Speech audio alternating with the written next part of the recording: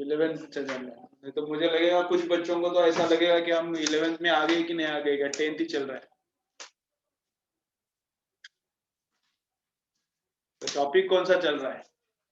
Friction बोल रहा है, विघ्नेश बोल रहा है फ्रिक्शन। अबे ए शैम्पू निकालो पहले और सोचो, फ्रिक्शन नहीं चल रहा, वर्क पावर एनर्जी चल रहा है। फ्रिक्शन हो गया, वर्क पावर एनर्जी का भी बहुत सारा लेक्चर हुआ होगा, 3-4 लेक्चर्स तो हुआ होगा। ठीक है, चलो तो आज क्या स्टार्ट करने का, वर्क पावर एनर्जी एक बार मैं रिवाइज करता हूं फटाफट। वर्क पावर एनर्जी मैं एक बार रिवाइज करता हूं और फिर उसके न्यूमेरिकल्स करेंगे। ओके, ठीक है। तो क्या है वर्क पावर एनर्जी में? फर्स्ट हुआ था वर्क का फॉर्मूला। वर्क पावर एनर्जी में किसका किसका कॉल आके गया रे? एक मिनट, थोड़ा मिस कॉल आके गया, बहुत सारा कॉल करता हूँ, एक मिनट। नया बच्चा बिच्चा होगा तो क्या है, एडमिशन का देखना पड़ेगा ना। अननोन नंबर से सर। हेलो, कुठले कुठले आहे सर?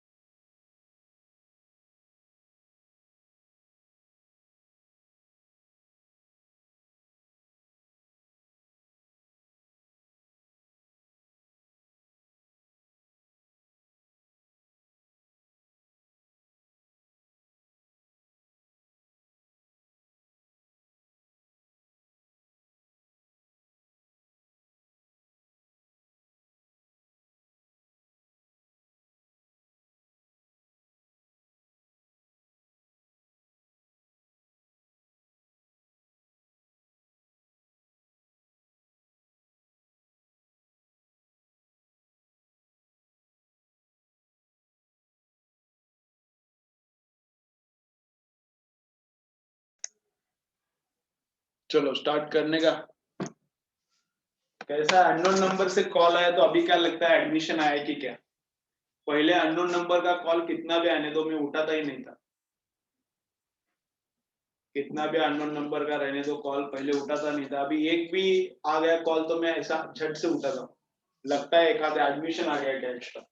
पहले क्या लगता था, 10 एडमिशन भी एक्स्ट्रा आ गया तो लगता था चलना छोड़ना, ऐसा लगता था। अभी थोड़ा सिचुएशन अलग है, तुमको भी पता है अभी। ठीक है, चलो इधर आएंगे। तो क्या है वर्क पावर एनर्जी? तो वर्क पावर एनर्जी में क्या हुआ था, वर्क का फॉर्मूला हुआ था, वर्क इज इक्वल टू क्या है, F bar dot S bar. Work का फॉर्मूला क्या है, F bar dot S bar. ठीक है, ओके। तो अगर फोर्स कांस्टेंट है तो ये वाला फॉर्मूला चलता है, अगर फोर्स वेरिएबल है तो क्या है, integration of F bar dot D S bar, है ना। अगर फोर्स वेरिएबल है तो ये फॉर्मूला। डॉट प्रोडक्ट मतलब क्या रहता है, F S cos theta, right. फिर ऐसा ग्राफ देखा था, फोर्स वर्सेस डिस्प्लेसमेंट। अगर ग्राफ ऐसा है और डिस्प्लेसमेंट यहां से यहाँ समझो 2 है, ये 4 है, ये 6 है, 8 है, 10 है, 12 है, यहाँ पे 12 है, ठीक है ना। ये 2 डिस्प्लेसमेंट, 4 डिस्प्लेसमेंट, 6, 8, 10, 12 डिस्प्लेसमेंट। तो डिस्प्लेसमेंट 4 मीटर से 12 मीटर जब होता है, डिस्प्लेसमेंट 4 मीटर से 12 मीटर जब होता है, तो उसके बीच में कितना वर्क होता है वो मुझे चाहिए। उसके बीच में कितना वर्क होता है ये मुझे चाहिए। अगर ये कैलकुलेट करना है तो क्या, work done is area under the F S curve. Work done क्या रहता है, वर्क डन का ये भी फॉर्मूला है, ये भी फॉर्मूला है, एंड वर्क डन क्या है, work done is area under F S curve. ये जो कर्व है इसके अंडर का एरिया मतलब भी क्या रहता है, वर्क। इसके अंडर का एरिया मतलब भी क्या रहता है, वर्क रहता है। ठीक है, ओके। देन अगर फोर्स एंड डिस्प्लेसमेंट का डायरेक्शन सेम है तो पॉजिटिव वर्क, डायरेक्शन उल्टा है तो नेगेटिव वर्क। ये भी पता है। जीरो वर्क कब होता है, एक तो फोर्स जीरो चाहिए, डिस्प्लेसमेंट जीरो चाहिए, या फिर उनके बीच का एंगल 90 चाहिए, तो cos ऑफ 90 जीरो बनता है। तो इतना हो गया था। Then conservative and non conservative, ये ऑलरेडी हुआ है ना। ये अगर नया कोई है, न्यू स्टूडेंट कोई है तो पता रहना चाहिए, ऑलरेडी हुआ है।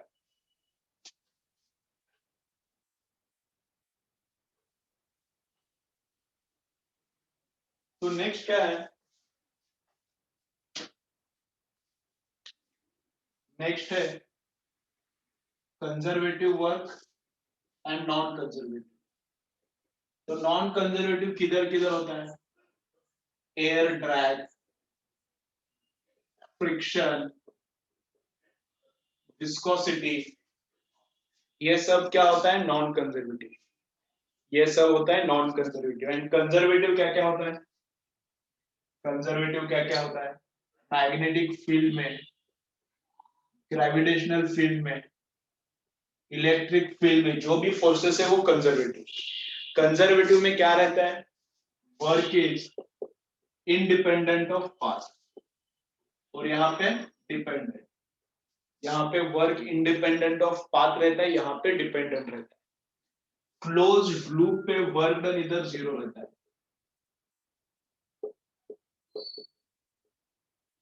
अगर क्लोज लूप है, क्लोज लूप मतलब जहां से स्टार्ट किया है डिस्प्लेसमेंट, अगर वापस वहां पे हम लोग आते हैं, जहां से डिस्प्लेसमेंट स्टार्ट हुआ है घूम के हम लोग वापस वहां पर ही आते हैं, तो वर्क डन जीरो। यहाँ पे वर्क डन जीरो होता है क्या, नहीं, यहाँ पे नॉन जीरो रहता है वर्क।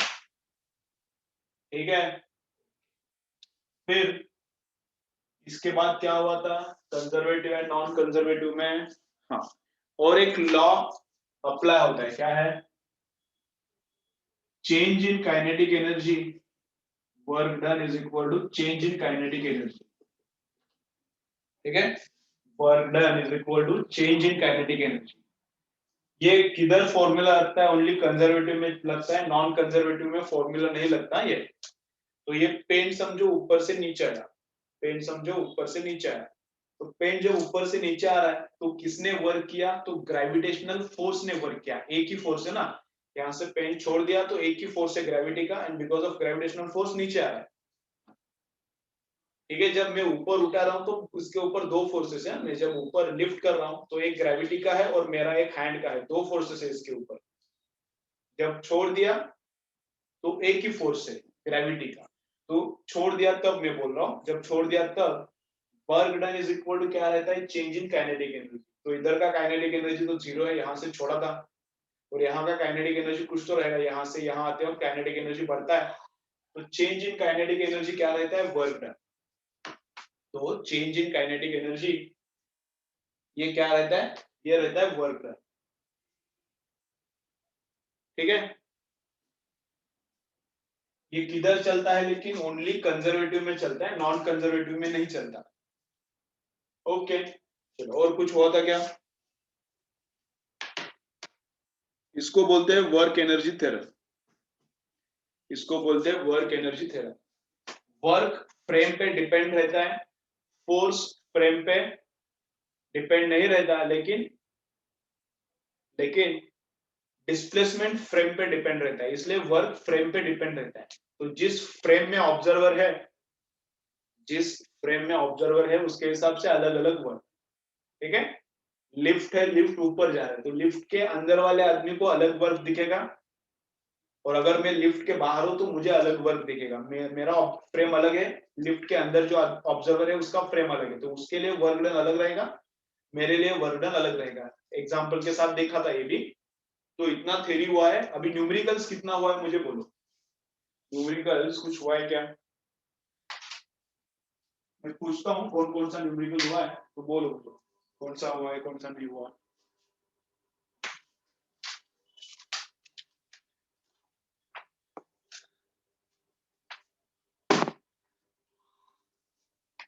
एक न्यूमेरिकल हुआ है क्या? ठीक है चलो।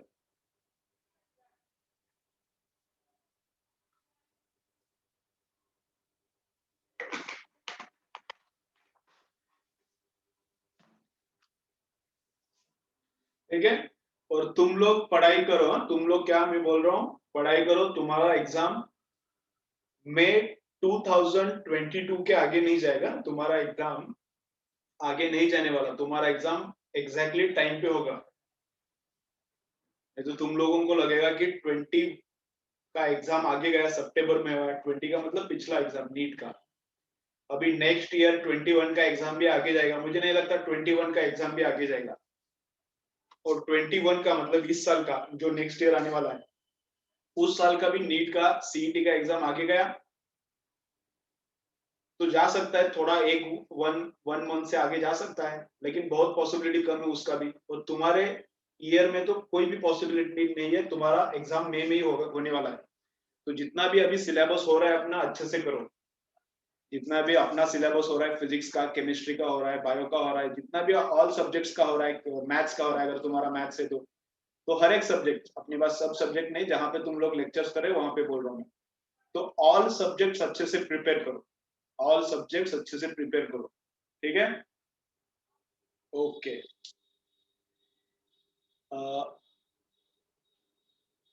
ठीक है, और क्या बोलना था? कुछ नहीं, करते रहो पढ़ाई। हाँ, एग्जाम आगे क्यों नहीं जा सकता, तो प्रॉब्लम क्या आता है, मई के बाद अगर जून जुलाई में अगर एग्जाम जाता है तो प्रॉब्लम ये आता है कि जून जुलाई में रेनी सीजन चालू होता है। तो कहाँ पे बाढ़ आई हुई वगैरह रहता है, प्रॉब्लम्स रहता है, बाढ़ का प्रॉब्लम रहता है किधर किधर। तो बहुत सारे स्टूडेंट्स को एग्जाम आना पॉसिबल नहीं रहता। जैसे इस साल हुआ था, जब सितंबर में एग्जाम था तब बिहार में बाढ़ आया था। तो बहुत सारे स्टूडेंट्स को एग्जाम देना पॉसिबल नहीं था। तो ऐसा सिचुएशन आ सकता है। तो इसलिए एग्जाम जून जुलाई में कभी नहीं जाता है। एग्जाम जनरली मई में ही होता है। तो तुम लोग भी वही याद रखो, तुम्हारा एग्जाम आगे नहीं जाने वाला। पढ़ाई अच्छे से करो। समझ रहे हैं ना मैं क्या बोल रहा हूँ? तो तुम लोगों को लगेगा एग्जाम आगे जाएगा, पढ़ाई नहीं किया तो भी चलता है, तो ऐसा नहीं होने वाला। ठीक है, चलो।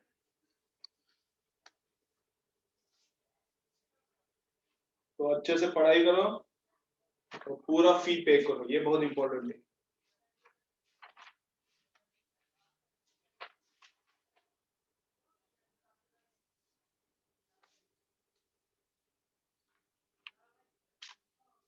देखो, नंबर 1 ये न्यूमेरिकल हुआ है क्या? Body of mass 1 kg is thrown upwards with a velocity of 20 meter per second, attains a height of 18 meter। हो गया क्या ये?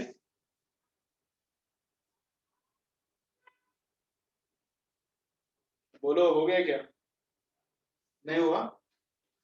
ठीक है, ठीक है, चलो। अब क्या है, एग्जाम्पल में रीड करता हूँ। सीबीएसई पीएमटी एग्जाम का नाम लिखो। किस एग्जाम का क्वेश्चन है, नाम लिखो। CBSE PMT 2009।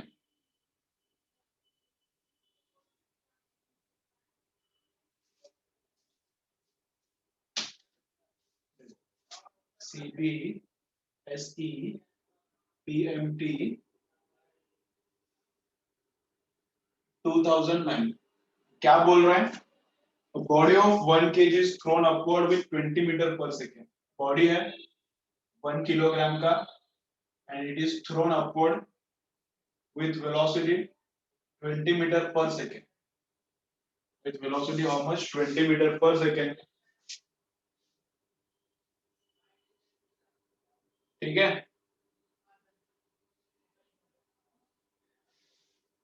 it momentarily comes to rest after attaining a height of 18 metre. तो ऊपर जाता है, कितना हाइट तक जाता है? 18 मीटर तक जाता है। और 18 मीटर के बाद वापस नीचे आता है। ओके, एक मोमेंट के लिए रुकता है। एक मोमेंट के लिए रुकता है मतलब, रुकता है मतलब ऊपर जा रहा है, यहाँ पे थोड़ा रुकेगा फिर नीचे आता है। तो it momentarily stops at the height of 18 metre, मतलब मोमेंटरी स्टॉप मतलब वो टॉप मोस्ट पॉइंट रहता है, तो 18 मीटर तक जाता है फिर नीचे आएगा। क्या फाइंड आउट करना है, how much energy is lost due to air friction.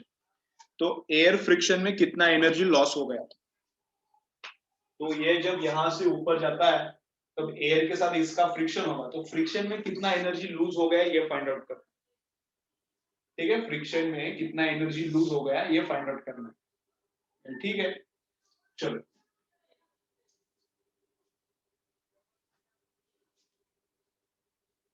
तो देखो, अगर अगर फ्रिक्शन नहीं रहता तो कितना हाइट जाता है, अगर फ्रिक्शन नहीं रहता तो ये 18 मीटर तक नहीं जाता, इसके भी और आगे जाने वाला था। ठीक है, अगर फ्रिक्शन नहीं रहता तो ये 18 मीटर तक जाके ऊपर नीचे नहीं आने वाला था, ये 18 के भी ऊपर जाने वाला था विदाउट एयर फ्रिक्शन, क्योंकि उसके पास और थोड़ा एक्स्ट्रा एनर्जी रहता ना। अभी इधर से इधर जाते वक्त एयर के साथ उसने कुछ तो एनर्जी लूज किया, अगर एनर्जी लूज नहीं करता तो height would have been more than 18 metre, तो थोड़ा ऊपर जाता, थोड़ा ऊपर जाता। ठीक है, कितना ऊपर जाता कुछ पता नहीं, तो वो निकालते पहले, उसके हिसाब से बाद में कैलकुलेशन करेंगे। तो फाइनली वेलोसिटी कितना होता है उसका,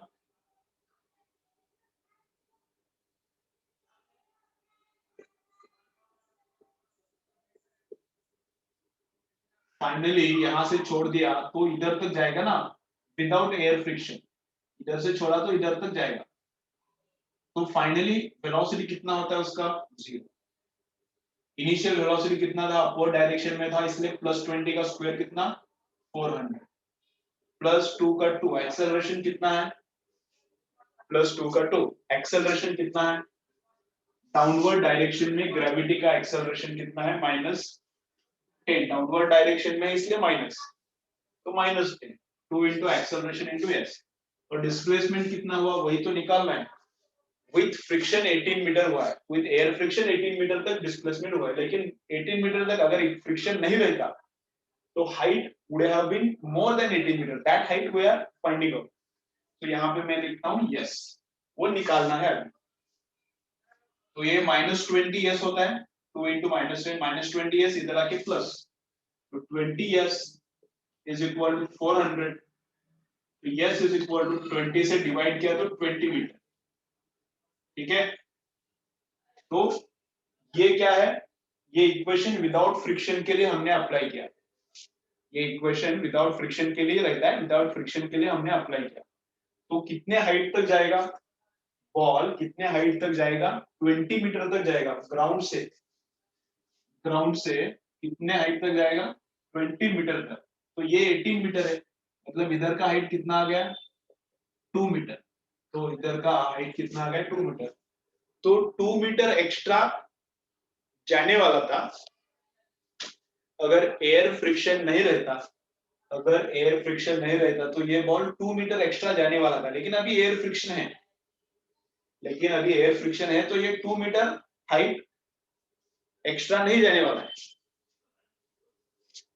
तो एयर फ्रिक्शन में एनर्जी कितना लूज हुआ, एयर फ्रिक्शन में एनर्जी कितना लूज हुआ, विद फ्रिक्शन इधर तक जाता है और विदाउट फ्रिक्शन इधर तक जाता है, तो इतना एनर्जी फ्रिक्शन में लॉस हुआ है। तो इधर का बॉल इधर तक ले जाने के लिए, यहाँ का बॉल यहाँ तक ले जाने के लिए कितना एनर्जी लगता है, mgh एनर्जी लगता है।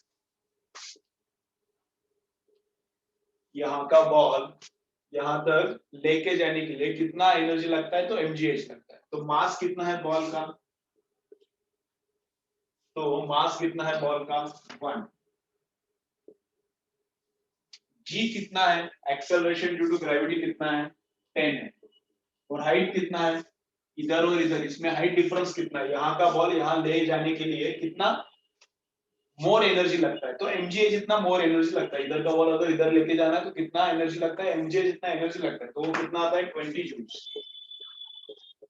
ठीक है ना, तो बॉल इधर तक ही आ रहा है विद फ्रिक्शन, और विदाउट फ्रिक्शन इधर तक जाता था, तो फ्रिक्शन ने कितना हाइट खाया, फ्रिक्शन ने कितना हाइट कम किया, तो फ्रिक्शन ने 2 मीटर हाइट कम किया, friction has reduced how much height, 2 metre height, So 2 meter height means how much energy? 20 joules. So friction has consumed how much energy? 20 joules.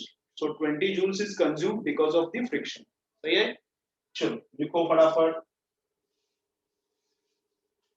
समझ में आ रहा है क्या? नहीं समझा है तो बोलो, समझा है तो कुछ मत बोलो, सिंपल ही है. अगर नहीं समझा है तो कमेंट करो, चाहिए तो मैं एक बार रिपीट करता हूँ. चलो लिखो फटाफट, पहला काम करो, लिखो.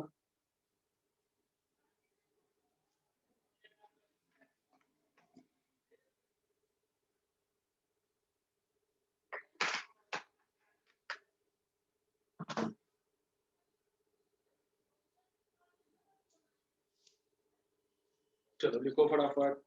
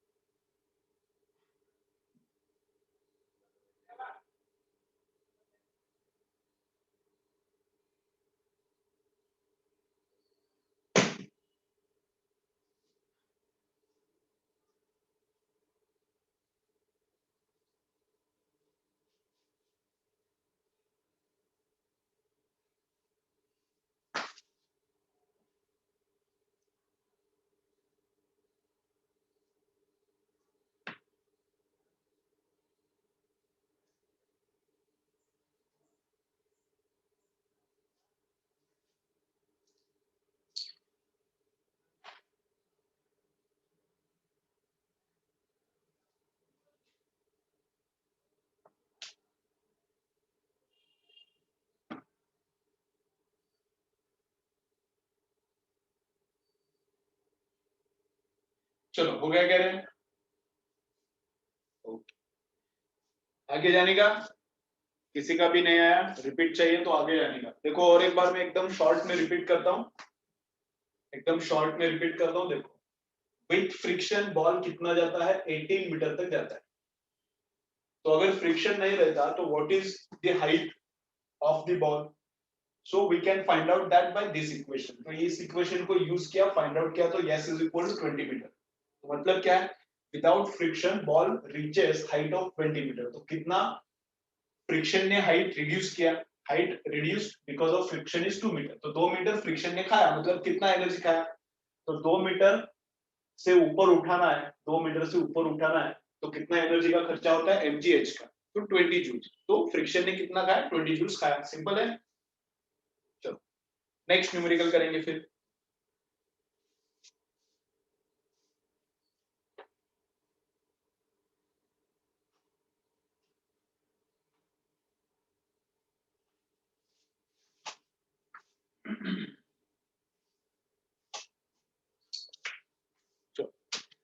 नेक्स्ट देखो क्या बोल रहे हैं. देखो ये है ओडिशा जेई 2012 का. ओडिशा ओडिशा जो बोलना है बोलो. ओडिशा जेई 2012 का. ठीक है, क्या बोल रहा है? A block of 5 kg is resting on a smooth surface. At what angle a force of 20 Newton be acted on the body so that it will acquire a kinetic energy of 40 joules after moving 4 meters. Smooth surface है. On the smooth surface, object of 5 kilogram is placed. Smooth surface is present.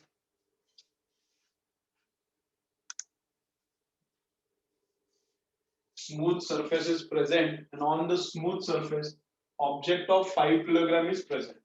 ठीक है? At what angle a force of 20 Newton be acted?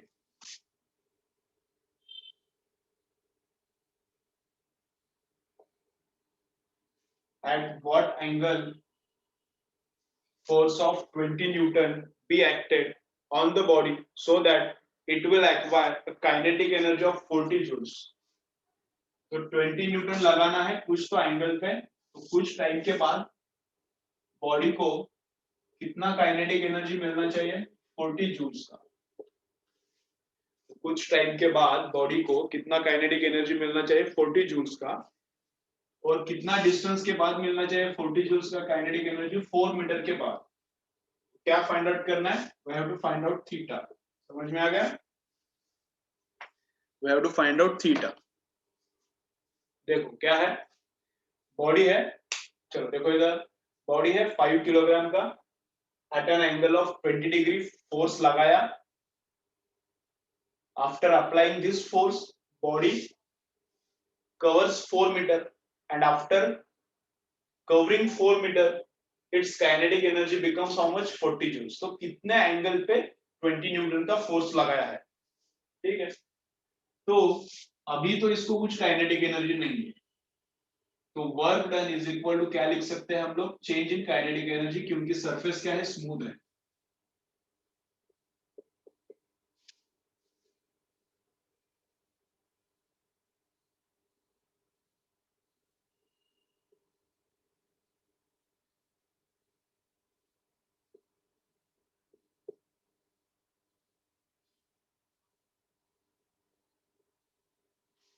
Friction नहीं है, इधर क्या लिखा है मैंने, फ्रिक्शन नहीं है, स्मूथ है। फ्रिक्शन नहीं है मतलब नॉन कंजर्वेटिव वाला, इधर कुछ लफड़ा नहीं है। फ्रिक्शन नहीं है तो हम लोग क्या पकड़ सकते हैं, work done is equal to change in kinetic energy हम लोग पकड़ सकते हैं। तो यहाँ पे जितना वर्क होता है ऑब्जेक्ट इधर से इधर जाने तक जितना भी वर्क होता है उतना क्या है, चेंज इन काइनेटिक एनर्जी है, ठीक है। तो वर्क डन क्या रहता है, F S cos theta is equal to change in kinetic energy. Change in kinetic energy मतलब kinetic energy final minus kinetic energy initial. Change in kinetic energy मतलब क्या रहता है, kinetic energy final minus kinetic energy initial, ठीक है।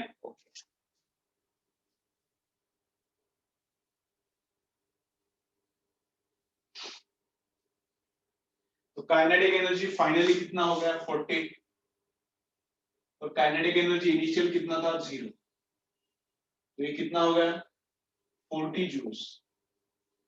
तो ये कितना हो गया 40 जूल्स, ठीक है। तो चेंज इन काइनेटिक एनर्जी 40 हो गया। अब एफएस कॉस थीटा करना है, एफएस कॉस थीटा, तो फोर्स कितना है 20 का है, डिस्प्लेसमेंट कितने का है 4 का है, एंड डिस्प्लेसमेंट इस डायरेक्शन में है, डिस्प्लेसमेंट इस डायरेक्शन में हॉरिजॉन्टल एंड फोर्स इस डायरेक्शन में, तो उनके बीच में एंगल कितना है थीटा है, तो कॉस ऑफ थीटा। तो इसको सॉल्व करने का एंड थीटा निकालने का, तो कितना आता है कॉस थीटा, इसको सॉल्व करने का एंड थीटा निकालने का, तो कॉस थीटा कितना आता है, इधर 40 है, यहाँ पे 4 इंटू 20 80 है, तो 40 डिवाइडेड बाई 80 कितना होता है 1/2, तो कॉस थीटा 1/2, तो थीटा कितना आता है 60 डिग्री, 60 डिग्री का कॉस 1/2, थीटा कितना आता है 60 डिग्री, ठीक है। चलो लिखो, लिखो ये वाला थ्योरम यूज करना है, work done is equal to kinetic energy का चेंज, काइनेटिक एनर्जी का चेंज इधर, वर्क डन इधर लिखा है। चलो लिखो फटाफट,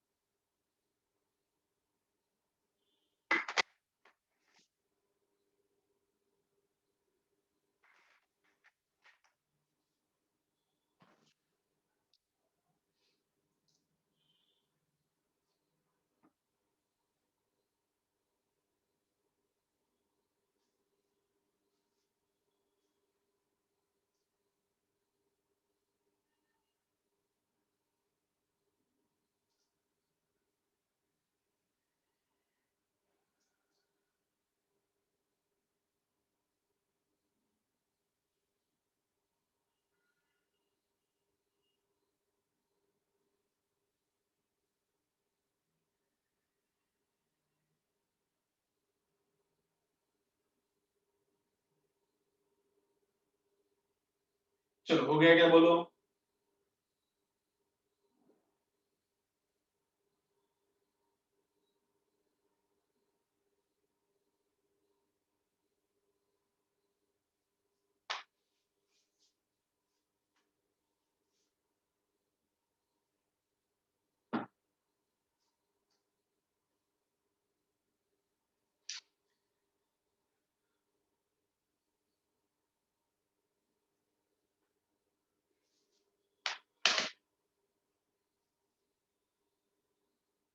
चलो और एक बार मैं रिपीट कर दूं, देखो क्या किया है, यहां से यहां ऑब्जेक्ट जाता है, तब जितना वर्क होता है उतना ही काइनेटिक एनर्जी का चेंज होता है, क्योंकि फ्रिक्शन नहीं है, विस्कस ड्रैग नहीं है, तो ये वाला रूल चलता है, वर्क एनर्जी थ्योरम का रूल चलता है। तो work done Fs cos theta is equal to change in kinetic energy. Kinetic energy finally 40 था, इनिशियली 0 था, तो वो चेंज 40 है। फोर्स इधर डाला, डिस्प्लेसमेंट इधर डाला, उनके बीच का एंगल डाला, तो आंसर आता है। ठीक है, चलो नेक्स्ट करेंगे।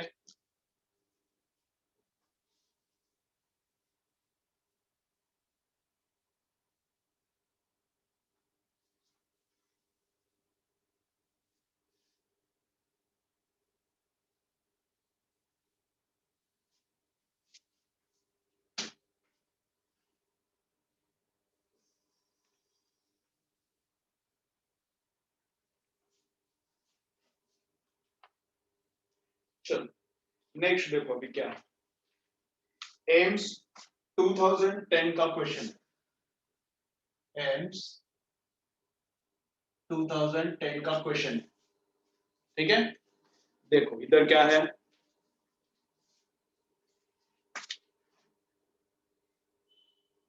एक मिनट चालू करेंगे।